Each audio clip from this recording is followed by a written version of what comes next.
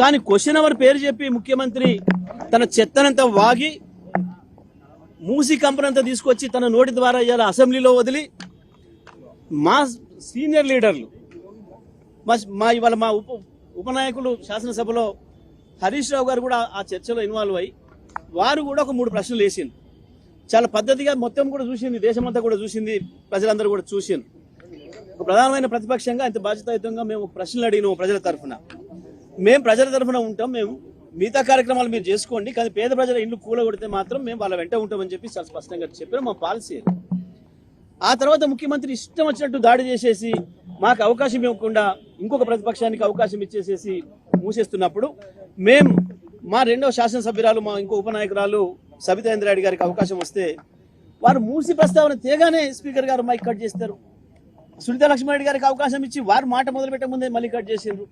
మా ఇంకో deputy leader గారు తలసాని శ్రీనివాస్ యాదవ్ గారు సీనియర్ నాయకులు వారు మాట్లాడి ఇది పద్ధతి కాదు, శాసనసభను ఇట్లా నడిపితే ఎట్లా, మా సభ్యులు ఒక్క మాట కూడా అనలేదు, ముఖ్యమంత్రి గారు వారి ఇష్టం వచ్చిన పద్ధతుల్లో మాట్లాడినరు, ఇది సరైనది కాదు అని చెప్పి వారు మాట్లాడుతుంటే వారు మైక్ కట్ చేసిర్రు.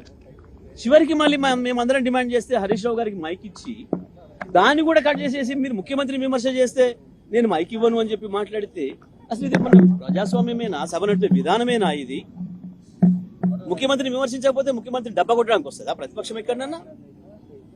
ప్రతిపక్షానికి స్పీకర్ గారు నిర్దేశిస్తాడా ఏం మాట్లాడాలో?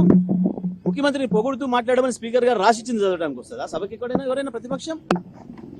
కనీస విలువలు లేకుండా, కనీస సాంప్రదాయాలు తెలియకుండా, సభను నడిపే విధానమే లేకుండా, ఇవాళ ఒక నిబంధనలు అనేవి లేకుండా ఇష్టరాజ్యంగా స్పీకర్ గారు సభను ఏదైతే నడుపుతున్నారో మేము ఆ స్పీకర్ గారి వైఖరికి నిరసనగా ఇవాళ ముఖ్యమంత్రి మాట్లాడిన ఆ ఘోరమైన భాషకు నిరసనగా, ఆయన కంపు భాషకు నిరసనగా మేము ఈరోజు సభను బైకాట్ చేసి రావడం జరిగింది.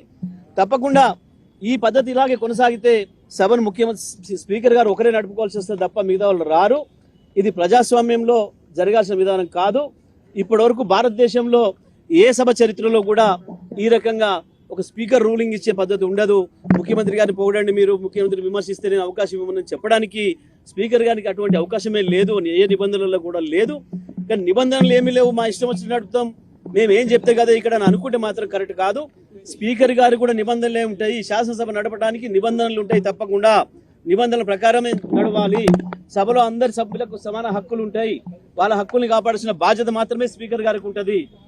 ఈ విషయాలు కూడా మర్చిపోయి ఏకపక్షంగా ప్రభుత్వానికి సపోర్ట్ చేస్తూ ఏదైతే స్పీకర్ గారు ఇవాళటువంటి మాటలు మాట్లాడినరో మేము దానికి నిరసనగానే మేము ఈ రోజు సభను బాయ్కాట్ చేసి రావడం జరిగింది.